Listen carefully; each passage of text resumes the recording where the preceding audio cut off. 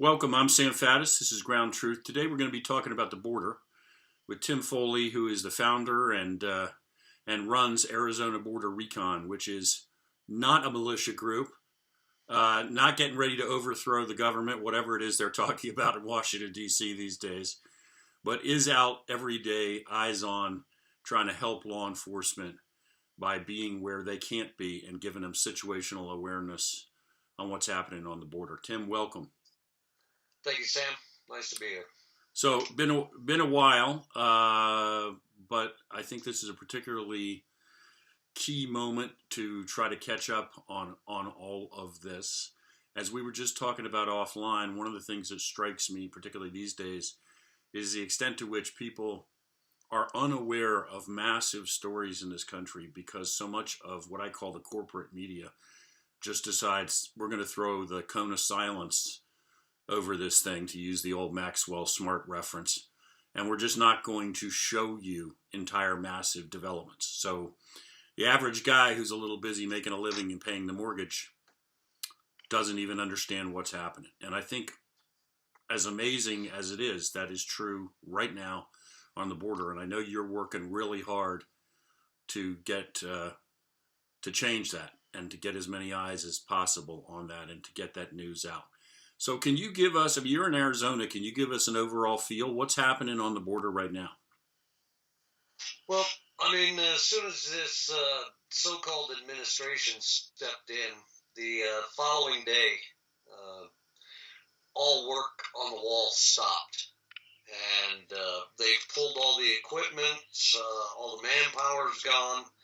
And the only thing you can see is, they started in our area, and when I first came down here, I never thought I would see a wall out in that area because it's just so mountainous.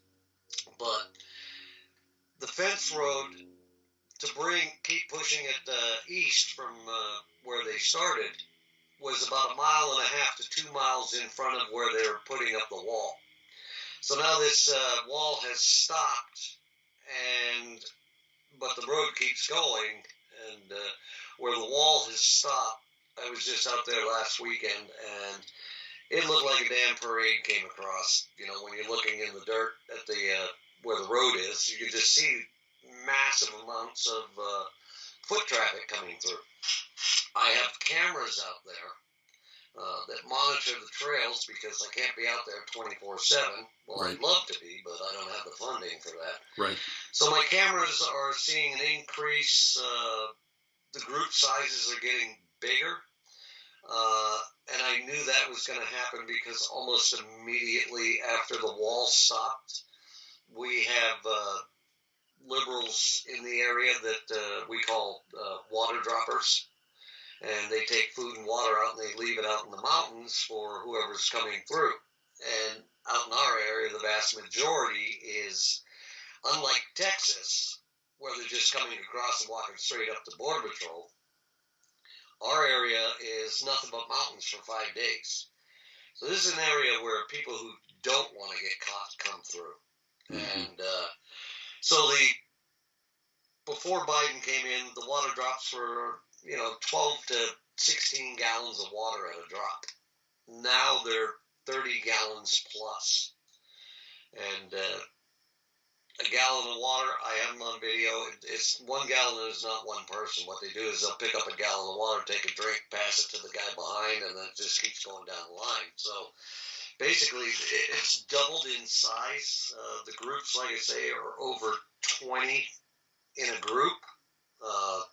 They're coming at all times of day and night. Everybody's camouflaged. Right now, the drugs that are coming across are now smaller packages, unlike the marijuana, that used to be in these big 20-kilo bundles that you couldn't mistake them. It looked like somebody carrying a suitcase on their back.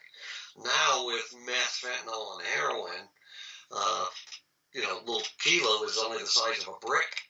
Mm-hmm. And so everybody and anybody, because there's so many coming, we don't think that everybody has the fees to pay the cartel to come across with the coyote. So they're told, here, you carry a brick of this. So everybody now is suspect of being a drug mule. And, so you're telling a couple of things here. Just you're telling me that I'm aware that folks are paying what appears to be crazy prices actually to be brought across the border, and you're telling me that some of those folks are in effect working that off by muling drugs into the United States. They're being forced to bring drugs in. Yeah. Yep. Exactly. And so this water drop situation where people are putting water and food out, which is mind-boggling to me that you're encouraging folks to come in. Is this just sort of, I don't know, somebody who thinks they're being kind-hearted, or are there actually organizations that are doing this?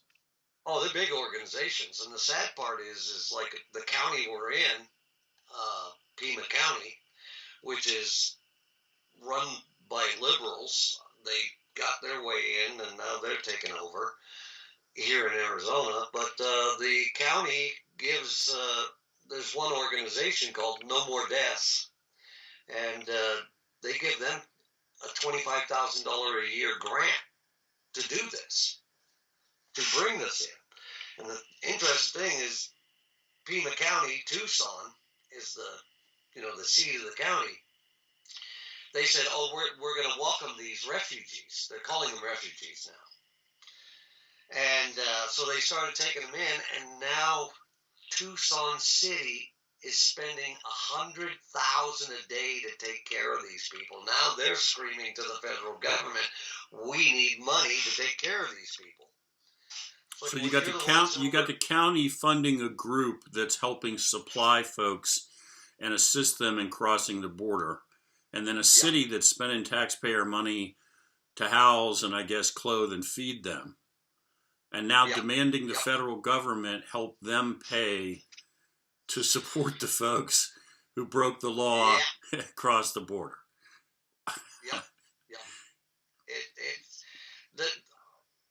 The logic involved is... You know what? It would be cheaper and more logical to just have a bus that runs from the other side of the border directly to Chicago. That would save us all money at this point.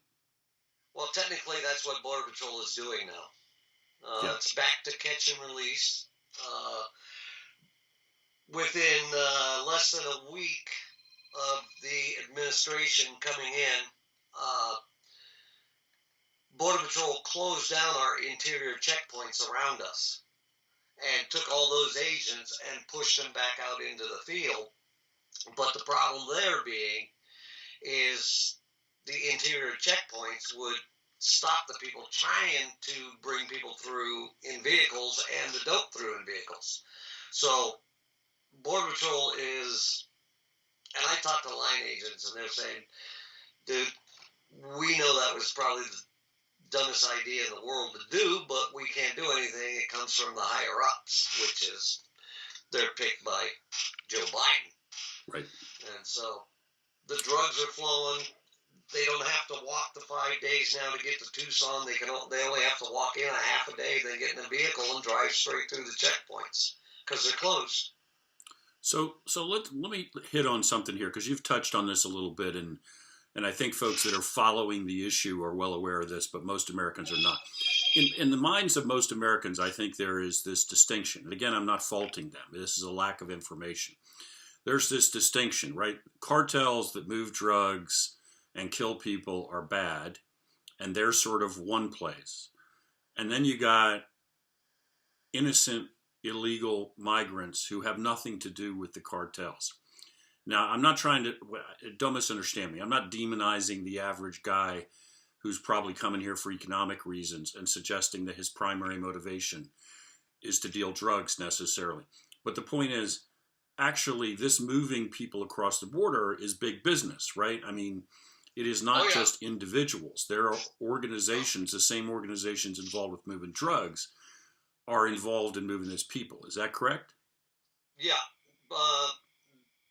They estimated, and this was before this big, huge open border advocacy of Biden kicked in, that human smuggling alone on the southern border was worth $9 to $10 billion a year to the cartel.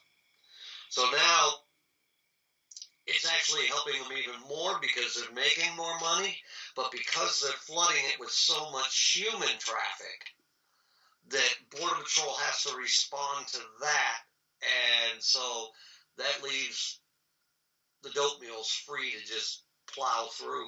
And Right. so So there's more drugs coming. they're not just making more money because they're helping actually move people, but in effect, what you're saying is they're using that as like a diversion. Border Patrol Yes. Border Patrol not only has to intercept them, there's this push ethically to go save them in the desert, right? So Yep. so if you got to make a choice, I got to go get these migrants before they all die of heat and dehydration. And meanwhile, Right. as you say, drugs are flooding through another section. Oh yeah. Yeah. I mean, if you looked at where we're at, it's brutal out there. I mean, it's 5 days of nothing but going up and down, up and down. Hold on, let me kill that thing. And I guess my car warranty's expired. But it's very, very brutal terrain. We're not seeing, the poor women and children that come through this area. What we're seeing is people who have been deported multiple times.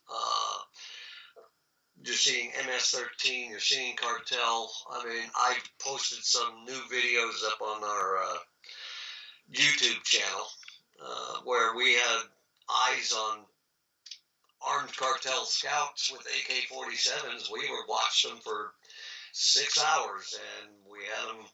A group of dope mules came up to them, and then they told them which way to go. And we're seeing more and more long arms at the border and on this side of the border.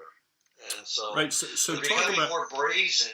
talk about that piece of it a little bit. The part about inside the U.S. because again, I think this is one of these things that's well known to you and other people that are following the problem. But somehow the average American has this idea that, okay, whatever's happening, it kind of stops at the border. But that's not at all true. These guys are operating way inside the U.S. Oh, yeah. I mean, I have over 75 cartel scout locations GPS in my area up to 35 miles in. So these cartel scouts, they'll come in, sit on top of the mountains for 2 weeks at a time, and basically, like airports and air traffic control, I call them drug traffic control. So they sit up there and they let them know when it's safe to cross the road, no border patrol around, and they're up to 35 miles that I have gone. I mean, they're further up than that, over in the next county over, Pinal County. They're up to 60, 80 miles in. So these are armed guys working for major drug cartels, functioning on a regular basis on U.S. soil. Yeah, and basically the ones that are armed, it's in basically a disputed territory or territory that one cartel and another cartel butt up against. And so they radio in, hey, is this load coming through sanctioned, or do we need to stop them? And so basically they're there to enforce their rights to those trails, or what they believe is their rights to those trails. Right. All on territory that belongs to the United States of America and its citizens. They're carving up territory. And what was it about?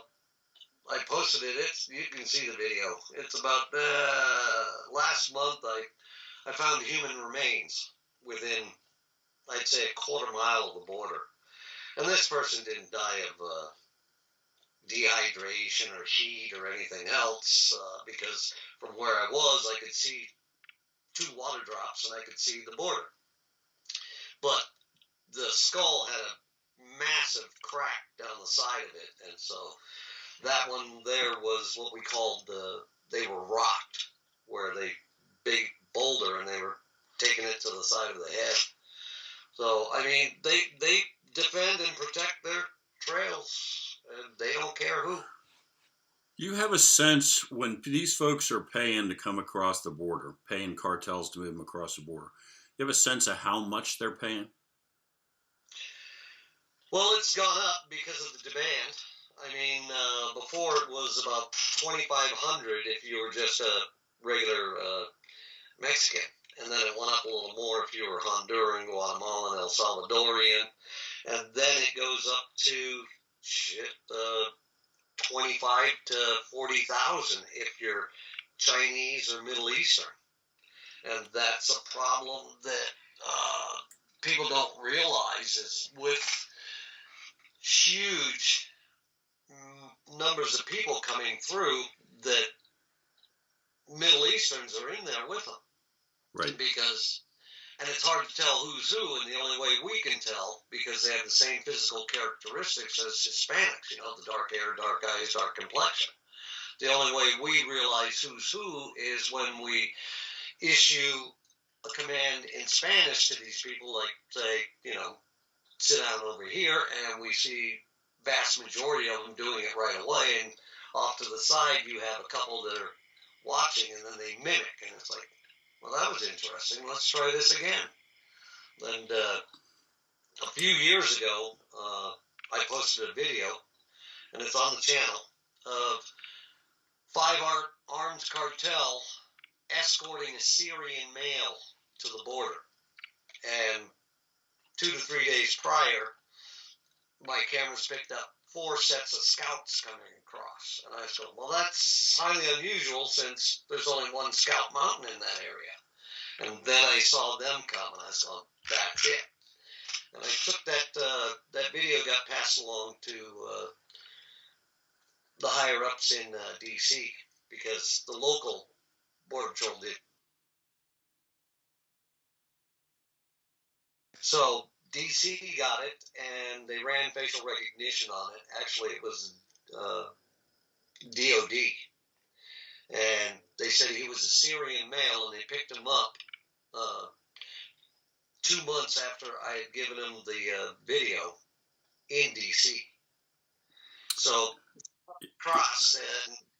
Yeah, as a guy who used to run for the agency operations directed at weapons of mass destruction and terrorist groups, the thing that has always struck me about this for many years is when you have an organization, or in this case, multiple organizations that can move hundreds of thousands of people and tons of product across a border, and we're lucky if we catch some small percentage of this. Yeah.